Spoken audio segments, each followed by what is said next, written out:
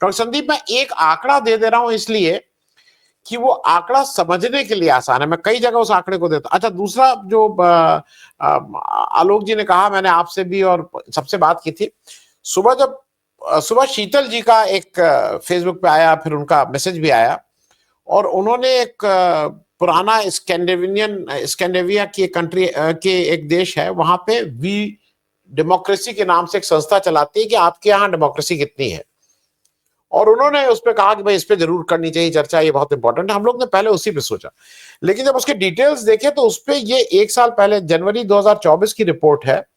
उस पे मैं एक बहुत विस्तार से एक मैं कर चुका हूं वीडियो, और जिसमें हम लोग पहले भी बात कर चुके हैं कि भाई वो तो पुरानी रिपोर्ट थी, तो इसलिए मुझे लगा कि एक 1.25 साल पुरानी रिपोर्ट पे बहस करना शायद वो नहीं उचित होगा।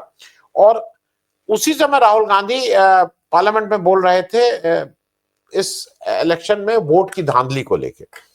मैं एक चीज इसलिए बता दूं कि हम लोग जितना भी डिफेंड कर लें, रिप्रेजेंटेशन और पार्टिसिपेशन का फर्क यह है कि इस देश में चूंकि आरक्षण है, इसलिए आप चुनाव के समय कुछ शेड्यूल कास्ट और शेड्यूल ट्राइब को उतनी सीट पे जगह दे देते हैं।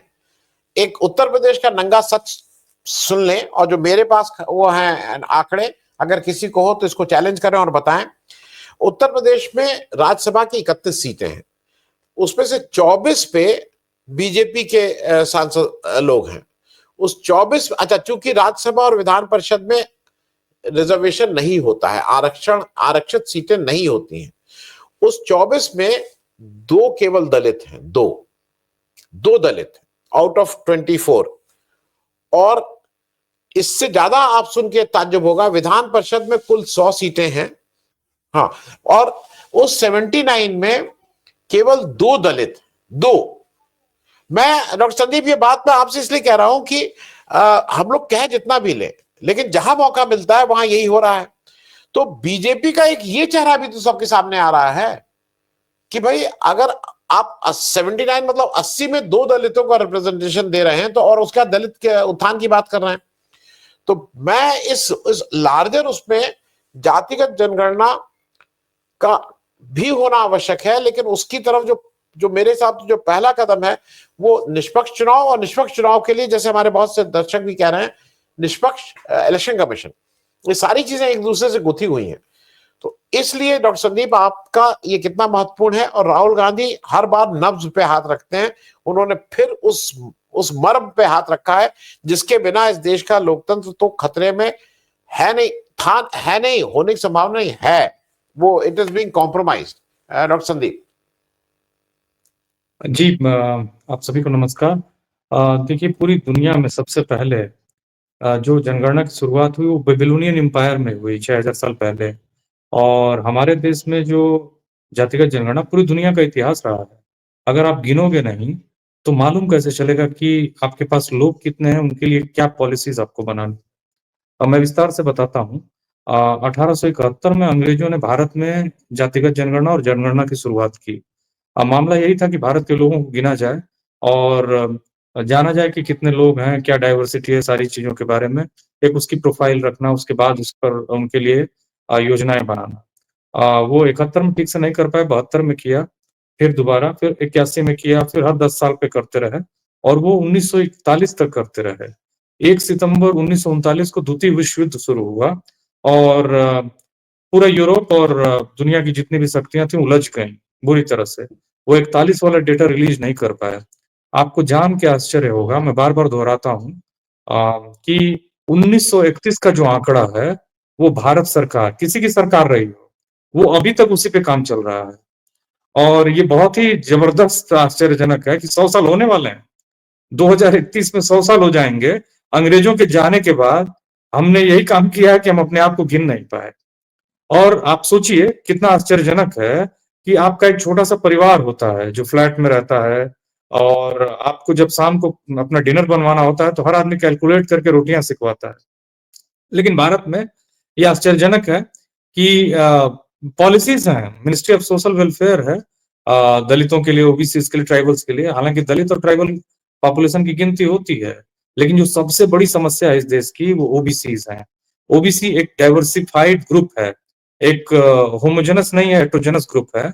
और उसमें समस्या ये है कि जब काका कालेलकर कमीशन 53 में बना, 55 में रिपोर्ट जमा की, तो उस समय बेसिकली 2300 जातियां थी, करीब करीब 2400। फिर मंडल ने जब किया तो 3700 के आसपास जातियां थी। अभी वो बढ़ के 5000 जातियां हो गई। और सबसे आश्चर्यजनक ये है कि काका कालेलकर कमीशन जो 55 में जिसने अपनी रिपोर्ट जमा की, उसके बाद वो लागू नहीं हो पाया। उसके पीछे कई कारण और तर्क दिए गए, फाइनली वो लागू नहीं हुआ। फिर 80 में मतलब 78 में वो कमीशन बना मंडल का, 80 में रिपोर्ट जमा की उसने 31 दिसंबर 1980 को, वो भी लागू नहीं हुआ। 7 अगस्त 1990 को आधा अधूरा लागू हुआ। फिर फाइनली सेंट्रल लेवल पे वो 2007 में लागू किया कांग्रेस ने, यूपीए 2 ने, जो कि इफेक्टिव हो पाया 2009 में। मेरा कहने का मतलब ये है कि लगभग जो ओबीसी पॉपुलेशन है, मंडल कमीशन ने 52% कही थी। देश के जो जानकार हैं वो बताते हैं कि यही वो धड़ा है जिसमें मॉर्टेलिटी रेट भी कम है, जिसमें बच्चे पैदा होते हैं और मरते कम हैं। और लोग कहते हैं कि 60% के आसपास आबादी है। आपको जान के आश्चर्य होगा कि सबसे ज्यादा इनका जो पार्लियामेंट में रिप्रेजेंटेशन था वो 1990 में था, करीब करीब 25%। अभी भी ये 25% से जो अब की पार्लियामेंट है 2024 की, उसमें 20-22% के आसपास है, 20% के आसपास है, 20% से कम है, क्षमा करिएगा। तो अब आप जान के देखिए कि जो डेमोक्रेसी के 3 पिलर्स हैं, इनफॉर्मल ढंग से, अनौपचारिक ढंग से मीडिया को भी गिनते हैं। तो मीडिया हो, चाहे जुडिशरी हो, चाहे आपका विधायिका हो और कार्यपालिका हो, यहाँ बहुत बुरा रिप्रेजेंटेशन है। जैसे 2014, वैसे तो भारत में आंकड़े हैं ही नहीं। भारत अजीब देश है, विश्वगुरु बनने का दंभ भरता है और अपने ही आंकड़े छुपाता है। तो छुपाता भी है और आंकड़ों पर काम नहीं कर रहा है। और आप कहते हो कि आप चाइना को पीछे छोड़ दोगे। 1990 तक भारत और चीन जो थे, वो एकदम एक आर्थिक स्थिति में थे। चीन बहुत कोई ऐसी सुपर पावर नहीं था, लेकिन उसने कम से कम ईमानदारी से अपनी नीतियों पर काम किया। और हालत ये है कि अभी वो 14-15 ट्रिलियन की इकोनॉमी है। अमेरिका उससे डर रहा है और डर के गोलबंदी कर रहा है पूरी दुनिया में, जिस तरह से उसने अपने को मजबूत किया है। भारत पीछे छूटता गया, क्योंकि 90 ही वो दौर था जब एक प्रगतिशील राजनीति की शुरुआत हुई और उसमें मंडल के खिलाफ कमंडल लाया गया। एक्चुअली जाति एक ऐसी समस्या है ना कि मस्तराम कपूर एक बहुत बड़े समाजवादी चिंतक थे। वो कहा करते थे कि कास्ट एक ऐसी इंश्योरेंस पॉलिसी है जो बिना प्रीमियम के रिटर्न देती है। एक ग्रुपिज्म है, एक नेटवर्किंग है, और ये दोहरी काम करती है। जो संपन्न जातियां हैं उनके लिए तो अच्छा काम करती है, लेकिन ज्यादातर विपन्न जातियों के लिए ये एक बहुत बड़े शोषण का काम करती है, शोषक का काम करती है। तो प्रॉब्लम कई तरह की हैं, उसमें राहुल गांधी खड़े हैं, ये स्पष्ट बात है। लेकिन मामला ये है कि कई लेवल्स पर उनको बहुत ईमानदारी से लीड करना होगा। ये हार जाएंगे, हार भी सकते हैं, लेकिन इन्होंने जो स्ट्रक्चर है, देखिए दर्शन शास्त्र, राजनीति शास्त्र, फिलोसफी में एक बहुत इंपॉर्टेंट थियरी पढ़ाई जाती है, सिद्धांत पढ़ाया जाता है, वो है स्ट्रक्चरलिज्म। और स्ट्रक्चरलिज्म यही कहता है कि स्ट्रक्चर ही सारी चीजों को रेगुलेट करता है, कंट्रोल करता है। तो जो भारत का स्ट्रक्चर, उसमें 4 चीजें महत्वपूर्ण है। वो है आपकी कार्यपालिका, विधायिका, न्यायपालिका और मीडिया। इनफॉर्मली मीडिया है, अनौपचारिक ढंग से। अब देखिए कि रंजन गोगोई, जो अब ये कोई बहुत छुपी हुई बात नहीं है, खुला सच है कि वो भारत में न्यायपालिका को एक नई मुकाम पर ले गए। अच्छा, अब ये कोई छुपी हुई बात भी नहीं है कि हर ह्यूमन बीइंग में पोटेंशियल होती है। जो कम से कम ठीक से खाए पिए है, वो कम से कम कुपोषित नहीं है, तो उसमें पोटेंशियल में कोई कमी नहीं है। अगर अपॉर्चुनिटी मिले तो कुछ भी कर सकता है। लेकिन भारत की जो जुडिशरी है 2014 से पहले, आपको ओबीसी कितने थे, चाहे हाई कोर्ट हो, चाहे लोअर कोर्ट छोड़ दीजिए, हाई कोर्ट हो चाहे सुप्रीम कोर्ट हो, आपको जान के आश्चर्य होगा कि 5-6 जज थे हार्डली। अभी संख्या बढ़ी है। और दलित जो थे वो भी 5 थे, आदिवासी तो कोई था ही नहीं। ये भारत की आजादी के 70 साल बाद था। और ये मत बताइए किसी को कि बहुत इंटेलिजेंट होते हैं, अच्छे होते हैं, बढ़िया होते हैं। इंटेलिजेंस तो एक्चुअली अपॉर्चुनिटी, एम्बियंस और इंटेलिजेंस से बनता है, और इन तीनों चीजों के पीछे साइंटिफिक, कल्चरल और सोशल रीजन ज्यादा है। तो ये सब बेकार की बातें हैं कि मेरिटोरियस है फलाने, ए और बी जो है वो मेरिटोरियस नहीं। मेरिट तो एक्चुअली सोसाइटी कंस्ट्रक्ट करती है।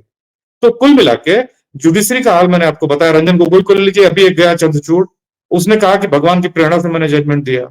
तो आप सोचिए कि क्या हालत है, किस जमाने में हम जी रहे हैं। ये वो कोई लोअर कोर्ट का एक जज नहीं था, सुप्रीम कोर्ट के चीफ जस्टिस थे। ये हालत है। ये न्याय की जब हालत होगी तो देश कहां जाएगा। कार्यपालिका का ले लीजिए, या फिर आप विधायिका लीजिए, मैंने बताया कि विधायिका 20%, और दलितों में तो पॉलिटिकल रिजर्वेशन है उनको, आदिवासियों में, लेकिन है कौन नेता? रामदास अठावले, जाके गोद में बैठ जाते हैं वो। तो फिर आप, दिक्कत ये है कि इस तरह की लीडरशिप का होना और ना होना एकदम मतलब कोई मतलब ही नहीं है, एक तरह से मृत प्राय है, कोई रिप्रेजेंटेशन नहीं है। तो राहुल गांधी एक आशा के रूप में दिख रहे हैं। जो भी उनके सलाहकार हैं उनको बताएं कि राहुल गांधी नहीं है, राहुल दलित हैं, ओबीसी हैं और आदिवासी हैं। राहुल गांधी को बिना किसी लाग लपेट के, धोती लपेट के और गांधी की तरह निकल पड़ना चाहिए और पूरा लीड करना चाहिए, क्योंकि इन आतताइयों के शासन से वही भारत की जनता को निकाल सकते हैं। क्योंकि ये बेसिकली भारत में कोई चुनाव नहीं हो रहा है, कोई सत्ता नहीं रूल कर रही है, कुछ क्रोनी कैपिटलिस्ट हैं जो भारत की सत्ता का को जम के लूट रहे हैं। कुछ बचा नहीं है, 100 करोड़ लोगों के पास खरीदने को नहीं है, खाने पीने को नहीं है, और ये देश की बातें करते हैं, राष्ट्रवाद की बात करते हैं।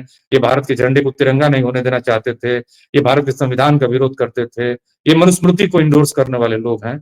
ये दुर्भाग्य से भारत के सत्ता में वो जो अन्ना का एक नकली आंदोलन था उसके रास्ते आए, और आके इन्होंने पूरी संस्था को हाईजैक कर लिया है। इनफैक्ट ये वो लुटेरे हैं जो भारत की सत्ता को जिन्होंने लूट लिया है, और उनको बचाने का रास्ता राहुल गांधी के नेतृत्व में दिख रहा है, और उनको सामने से आके नेतृत्व करना होगा और उसको लीड करना होगा।